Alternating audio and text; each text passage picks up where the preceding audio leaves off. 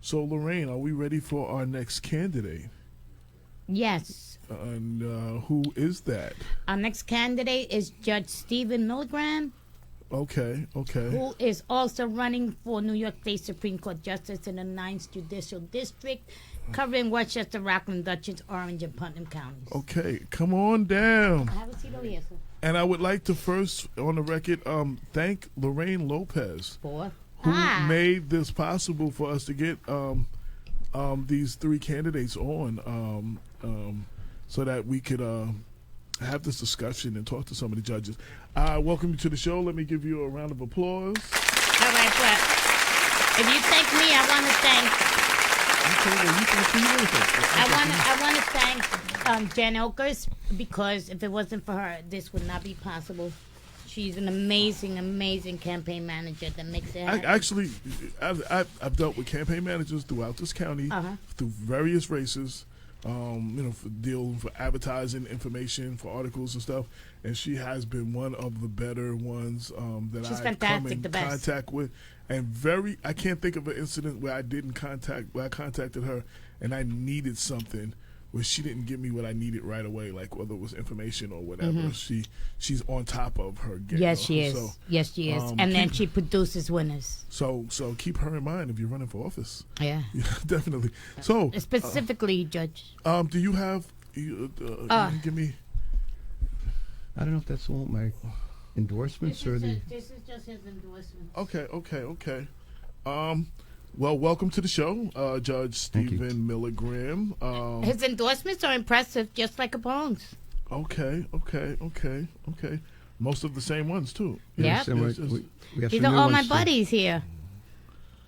So the reason we did this again, and I've said this to all the candidates, in the Black and Brown community, we usually don't know who our judges are. One, we usually don't have any knowledge of who they are until we're unfortunate to come before one of them. Most of the time it's unfortunate. So we try to create this opportunity where we introduce some of the candidates to pull your mic up as close as possible. I don't know if you do social media, but you can go online on the computer in front of you. I've asked everybody when they first walked in, so who is Stephen Milligram the person? Not the candidate, the person. Born and raised in Yonkers. There you go. It's hometown. Okay. Me too. That's Lorraine's. Fellow Yonkerite. Bronx River Road, PS 14 and PS 30. Okay. Then my parents moved across town to off Odell Avenue. I went to Emerson when it was Emerson Junior High School. Mm-hmm. Okay. And I graduated from Gorton High School a long time ago. Played football. Okay. Did some work. I was never a basketball player, but I did some work with the basketball team. Okay. Helped, manage, helped the coaches. We we played football. We won city championship. Okay. Unfortunately, back in those days, Mount Vernon had a tremendously gifted basketball team. A lot of people played in the NBA, but two of my very good friends from that team ended up. One of them played in the NBA. The other played, I think, in Europe. One of them was back home in Yonkers, and is a very important person, very impressive person in this town, helping out the community. Reverend Bostic is a... Jim Bostic. Shout out to Jim Bostic, my very, very good friend. He played in the NBA?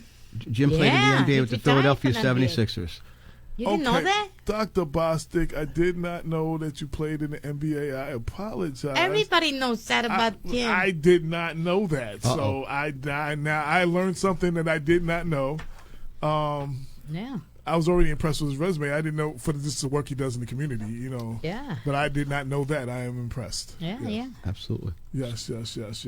So there are 5 people running for 4 positions. Why, when they go into the booth, that they should well, I don't pull 11 of them, or you color in the line, the circle. Why should they color in the circle by your name? Couple of reasons.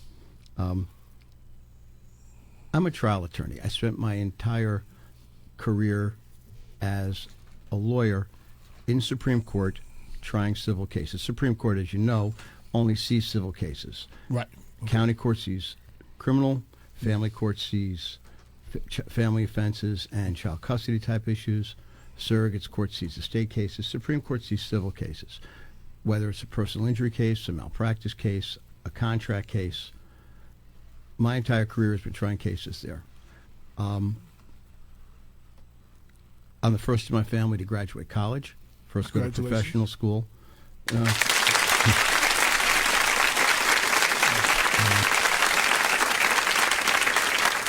I've also been blessed with the opportunities that have been given to me. I've tried a lot of cases. Most of my work is representing healthcare professionals, doctors, and hospitals. Okay. Where do you try them at? All over the 9th Judicial District, which is in all the 5 counties that we're running in. But I also try them in the city. I spent the month of November last year down to the Bronx defending a doctor on a case. I've been in the federal court. I've been in Albany. I've been in Binghamton. I've been all over. So I've got that experience. We've also represented towns and cities and school districts and police officers. But my practice is a little varied. I also represent people who are bringing lawsuits, not against professionals. Sure. One second. Lorraine, can you close the door until you come back in, please? Lorraine? Thank you. Okay, go ahead. That's all right. I can hear her as much as I can hear you. Oh, so sorry. Yeah. So if somebody's hurt in a car accident, I could represent them. If they're hurt in some type of other accident, I represent that kind of group of people collectively. So I represent both sides of cases. It gives me, I think, a little bit more balance and equilibrium. Most people tend to be one side or the other. Mm-hmm. I have a little bit of, some experience with both sides, so I get a little bit better balance. Okay, balance is definitely a good thing. I'm also a town judge. Okay. I'm been a long, long journey. I'm now living up in the town of Monroe, which is up by Woodbury Commons. Okay. Is that where you're a judge? That's where I sit as a judge up in my town. I've been doing that for 8 years now. Okay. My partner Damon K. Jones, other host of the show, he's up in Middletown, but they go to Woodbury Commons all the time. So I always hear Woodbury Commons. Absolutely. Yeah. It's an interesting place. Yeah. I'll leave it at that. It's sort of like trying to go. I don't know. Like we used to go shoe shopping across county. We're over down on Central Avenue. Now the traffic gets crazy, so I don't even know anymore. But he told me that he called me the other day. It was like 10 o'clock in the morning. He was like, "Yo, where all these people is the middle of the week?"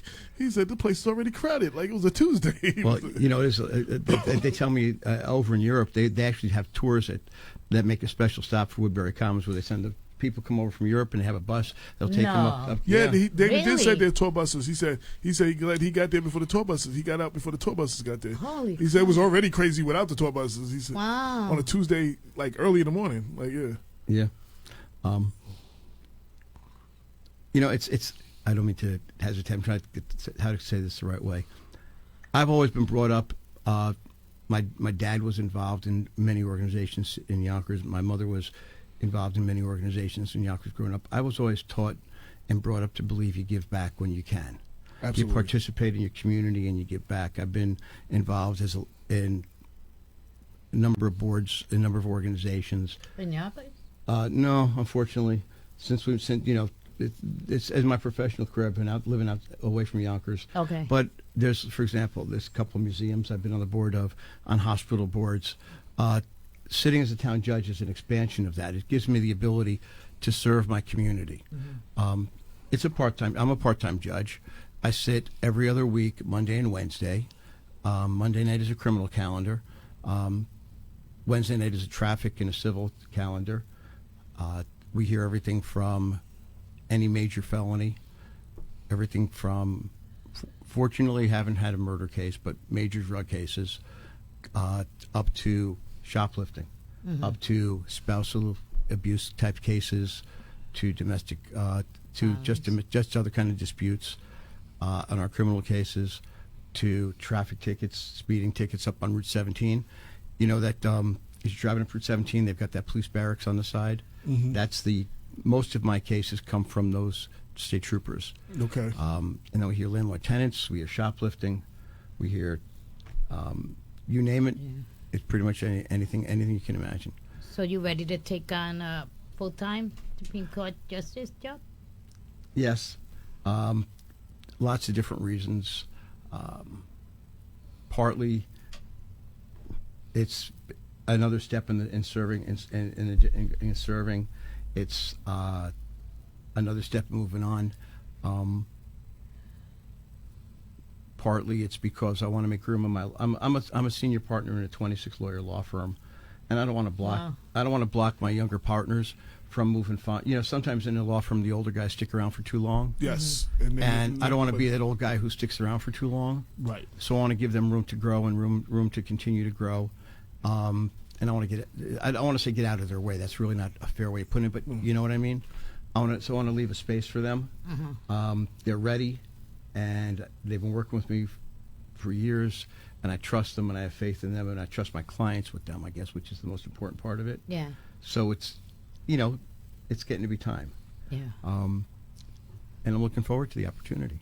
So you are running on the Democratic line, the Republican line, the Conservative line, and the Independence line. Yeah, I was blessed enough to be.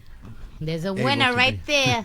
That's a winner right there. Now, locally and downstate, Mount Vernon, New Rochelle, Yonkers, whatever it is, there's a lot going on with, a lot of rhetoric and propaganda about Democrats running on the Republican line with the occupier of the White House right now.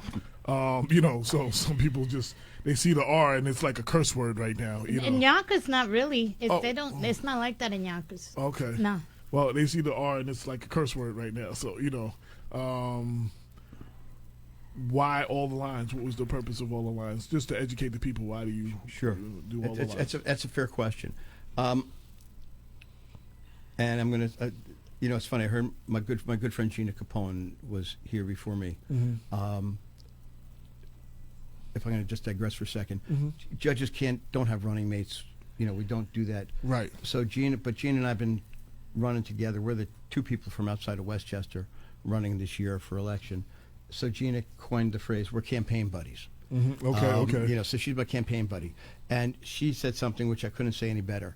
Judges should not be subject to the whims of a political line or a political party's philosophy. The best person for the job should have the line, and they should be supported by the political parties. I'd like to think that the reason that myself, as well as Gina, have those lines is because they see us as the best candidates to serve as a judge in the Supreme Court in the 9th Judicial District. Okay. Very good answer. That's what she said too. Yes. And again, I don't mean to steal her answer, but it's it's what we both believe very much so. Oh, also, Lorraine. So Yeah. we have a sponsor today, Cupcake Cutie. Gave us cupcakes for all of the candidates and a business card. I don't know if she gave you a cupcake. Yes, she yet. did. Okay. I'm on the job, Well, AJ. well, shout out to our sponsor, Cupcake Cutie, Mount Vernon. I don't know if you get to Mount Vernon often. Where am I, Vernon? 8 South 6th Avenue. Okay. Downtown. Downtown. Actually, 2 blocks. I used to hang at Gramerton. 2 blocks just before you get to Grampton, or First Street. Okay. Near the corner of First Street, 2 blocks away from the back of City Hall. So yeah, I don't. It's a gun shop right next door that everybody goes to too. Everybody knows the gun shop. Yeah. When I grew up a long time ago, I grew up on Bronx Road over by Midland Avenue. Oh yes. So across the other side of the tracks. Yes. So we'd go to Mount Vernon on occasion. Yes. So, just giving them their promoting them their sponsors for the day. So enjoy your cupcake. So you wanna Jen? Okay. Jen's the boss. Okay. Let me tell you. No, actually, you know what? With her, you can't go wrong. We caught magic in a bottle. I've known Jen for probably, I want to say 10 years. Mm-hmm. I met her first when her dad was running for re-election. Yeah. I was fortunate enough up where I am up in Orange County to be at one point in time involved in offering the ability for people who were running for judicial office to meet other, to do an event where they would meet lawyers or meet other people in the community. Yeah. To, introduce them as candidates. Yeah. Try and host maybe some fundraising for them. So I met Jen doing that years ago. And I've come across her over the years with different people and different candidates. And we had the opportunity to sit down and talk towards the end of last year, beginning of this year. Mm-hmm. And it was just automatic. We trust each other and we're friends. And the hardest thing to do in this type of campaign is you got to have somebody you trust. And I trust her completely and totally. And she's also working with Gina.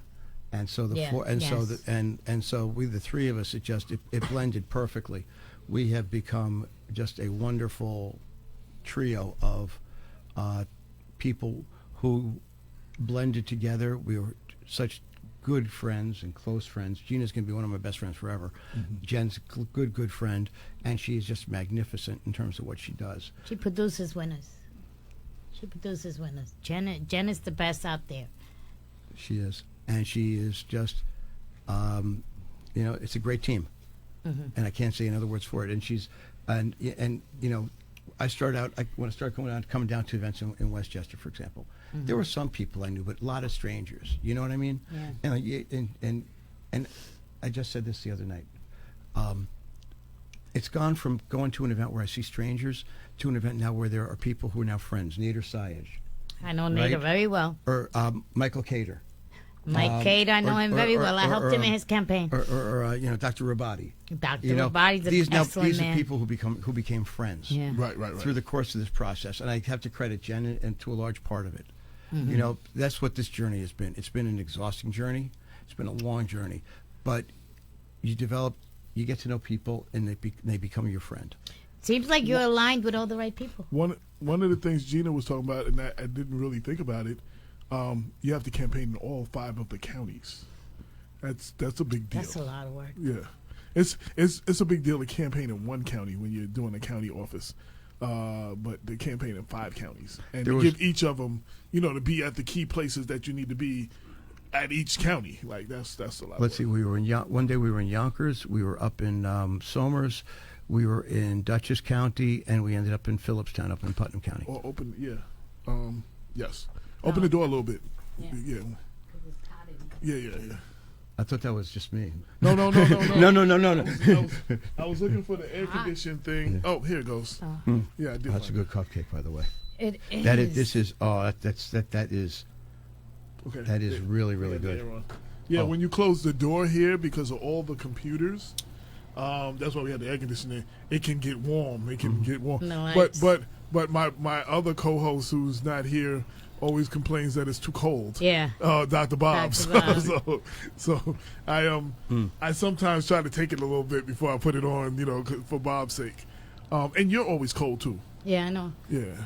Better off. See, I always believe better But off. I got my being cold keeps you awake. Black Westchester sweatshirt on and keeping me nice and Okay, warm. there you go. By the way, and before I also started. I was a prosecutor in the Bronx County a long time ago. Okay. Working for somebody named Mario Marolo, who was a DA at that time. Okay. That was an interesting world. Okay. For people, I know it's just 2 more days, but people seeing you for the first time, and that's another reason I wanted to do this, because I voted on Saturday, the first day of, and I've heard people say, well, they got to whatever their local was, and then they like, it says choose 4, and you just like 1, 2, 3, 4. Like people, they didn't know who they were voting for. People don't know judges. Right. That's what I said. People didn't know. Even the county court judges, they were just like, it says pick 2, and they were like 1, 2. So it's like a guessing game. So hopefully, I'm helping people know a little bit more about who y'all are. And for anybody who sees you now, wants to know more, any website or social media that they can read for themselves? It's Judge Milligram 2019 on Facebook and www.judgemilligram2019.com. Okay. Now, I've tried to have a little fun and break the monotony because there's a lot of questions I can't ask you. So I asked, I have a couple of questions that have nothing to do with the election. If your house was on fire and you could only grab 3 things, what would they be? Well, it depends on who's in the house with me. I guess I'd have to. I guess I would say, well, it depends on my grandkids. It'd probably be my wife and my grandkids. But well, let's say my wife's not home for a minute, all right? Okay. Have to be my dogs. Okay. How many do you have? 2.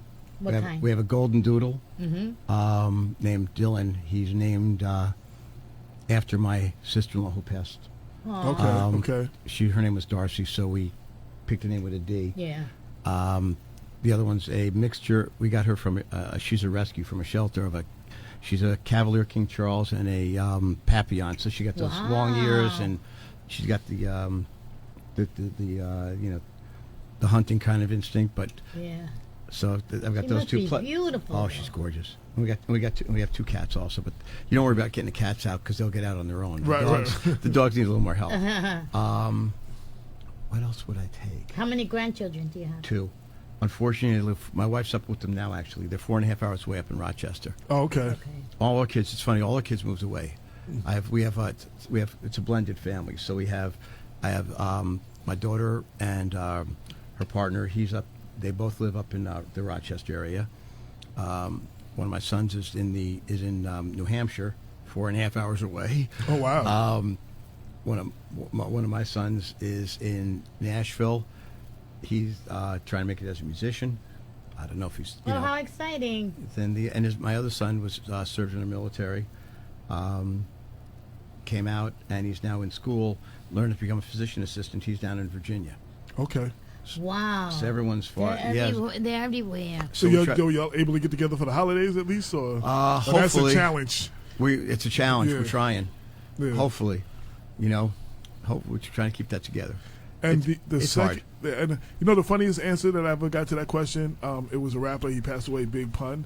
He just said, "My 3 kids, my wife will just have to burn up," and that was his answer. That was like the funniest answer. I was like, "Okay, you're gonna have to go home to that." Mm-hmm. but that was like the funniest answer that I ever got. I like that to that one. But the second question would be, if you were a superhero, who would you be and why? See, I cheated a little bit because I heard you ask Gina that. Oh, you were ready, huh? I was ready.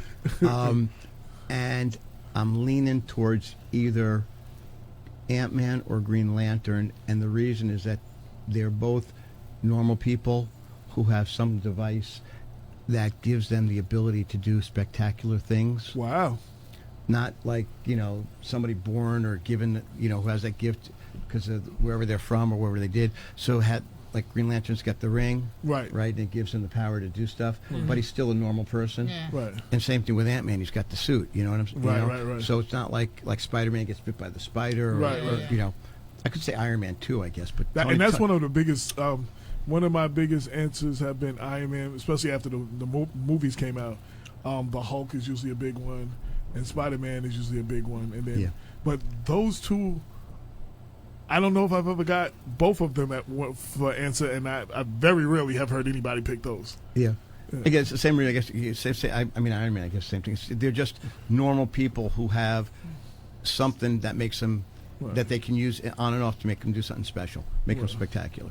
That's why a lot of people like Batman too. Then some people felt Batman wasn't a superhero because he ain't had no superpowers. But that's another debate. That's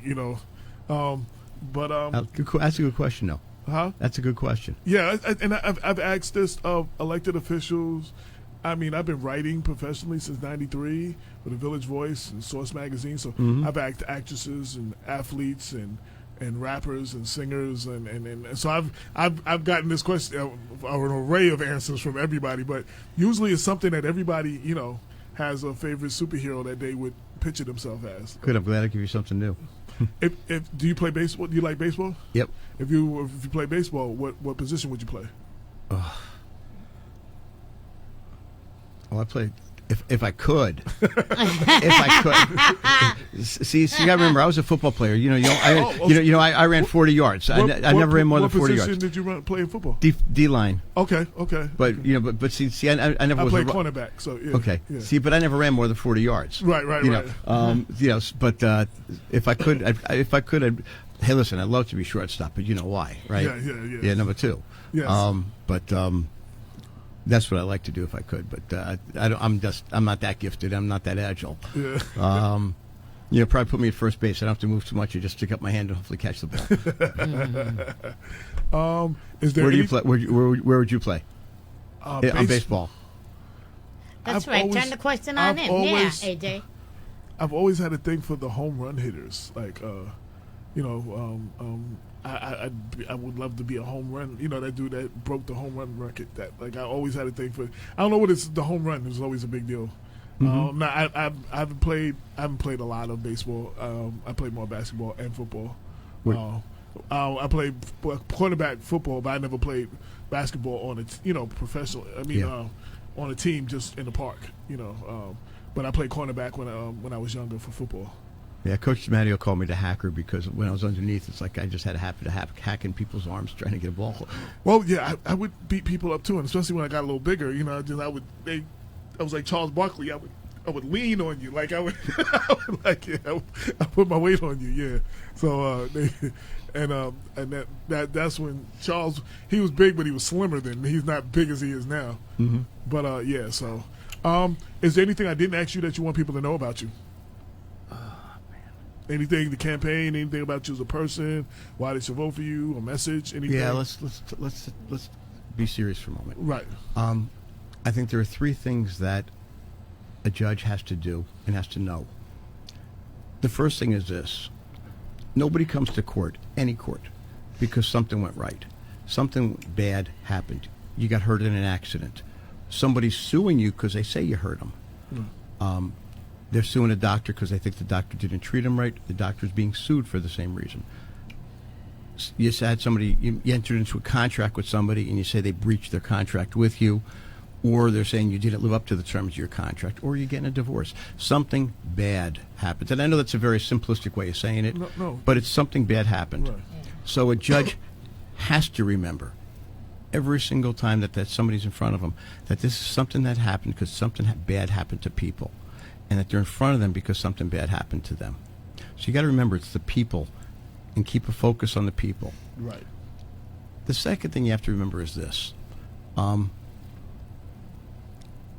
the office of the judge, the black robes that the judge wears, those demand respect, and they demand respect in a courtroom. They are entitled to be treated with respect, but the person wearing the robes is not as important as the office itself. You have to have a sense of humility when you're sitting there.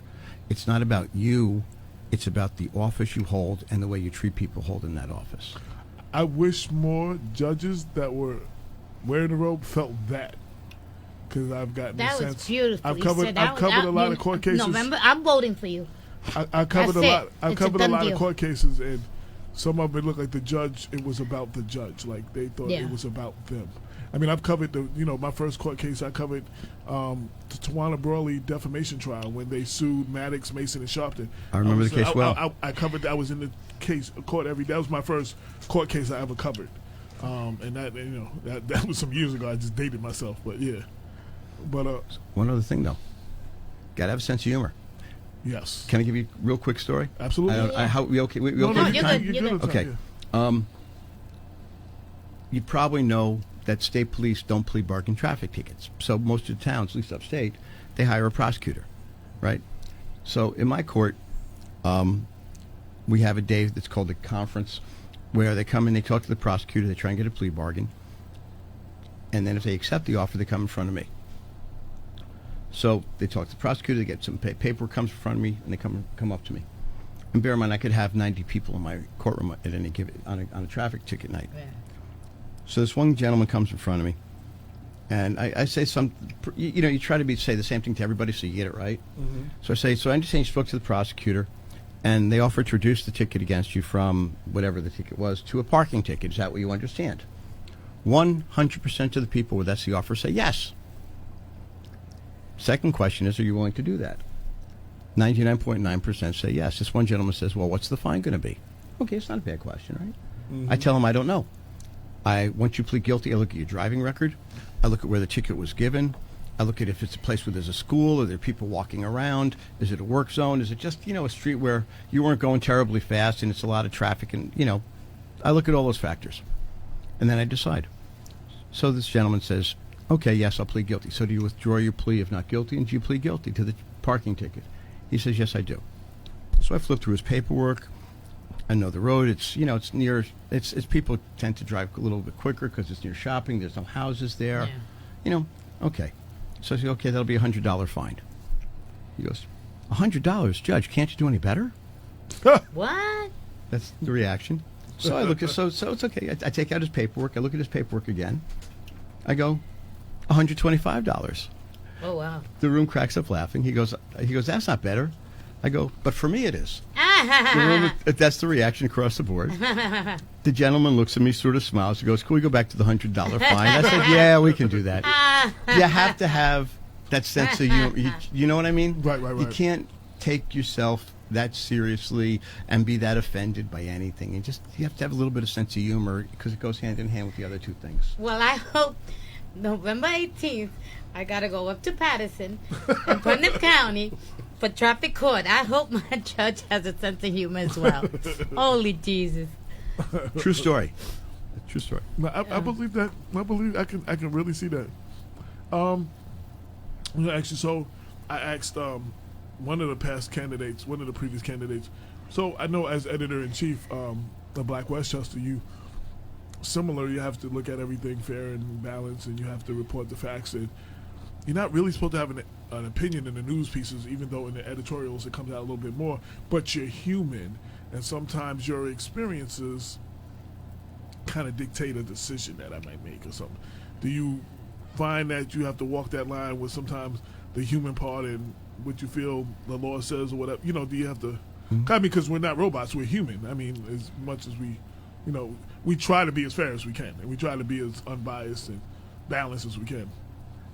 I think if you know yourself, and I like to think I do, when you look at a situation and you look at the law, the law is the law. Right. And I may not necessarily always think it's the best way of doing things or the best answer for an individual in a case. Yeah. But to the extent I have to follow the law, I follow it. Let me give you. But you've also got flexibility, I think, in circumstances as a judge. And let me give you an example of it. Okay. I'm going to be very general because it involves a case in front of me as a town judge. Okay. A young man had gotten a driving while intoxicated ticket. Okay. And he had pretty high blood alcohol level. But he had a relative, you didn't want to have pretty decent occupation. You wanted to find a way where this particular young man wouldn't have that on his record. So what could we do? How could we find a way to work it out? In his case, he pled guilty to the serious driving while intoxicated, and we put him on what's called interim probation. That means he was on probation for a year. If he does well for a year, it comes off the yeah. If he does well for a year, and his probation, and he doesn't violate probation, he doesn't violate the ignition interlock device. Mm-hmm. Probation gives a good report. He does the therapy and the treatment that we've recommended for him. After a year, he comes back, and we'll let him take back his plea, and then he can plead to a lesser offense than the serious alcohol offense he pled guilty to. Mm-hmm. So he'll still have, for example, if it was like an aggravated driving while intoxicated, mm-hmm. maybe it'll go down to a driving while impaired, which is an infraction, not a criminal conviction. Okay. That kind of thing. So we have the flexibility but that's not just the judge. That's the prosecutor. That's the defense attorney. That's the whole team. Yeah. And I don't mean that we're all a team because we obviously have different roles, but that's everybody working collectively. So it's the lawyers and the judges working collectively to find a way to try to make it work for everybody. I don't know if that's an answer for what your question, right. but you have to try to look at the individual and try to find a way to make that work for the individual. Sometimes you can't. Sometimes it's what the law says. Absolutely. Anything I didn't ask you that you want people to know? Oh, I don't know. I can't think of anything off the top of my head. It's been an enjoyable time, though. I've enjoyed our conversation very much so. And give the website and the social media one more time so people can look that up. Sure. It's Facebook Judge Milligram 2019, and the website is Judge Milligram 2019.com. Okay. www. And he brought pens. Oh, I love pens. Yes, oh, yes. I need one more. And I got more pens outside. And I guarantee you they'll write at least until after the election. Well, as a writer, I can never have enough pens. I can never have enough pens. So that's a beautiful thing. And these are really cool ones too. And I have to tell you, and I was telling Jen and Gina, the strangest thing for me is we coming down here.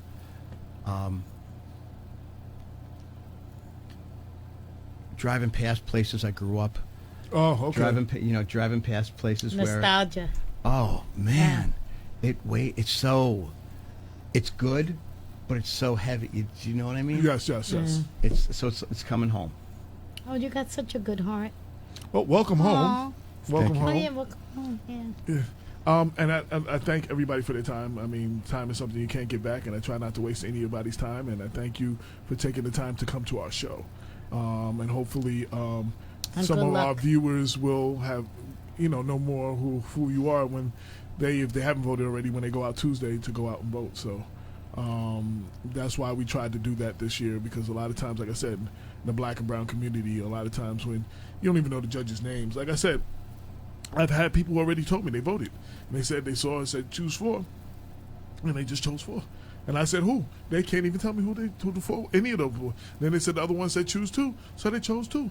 So When I was doing my research, I liked your last name, and then that's what caught my attention. And then I started, following you, and and of course Jen, and on and on, and I'm just.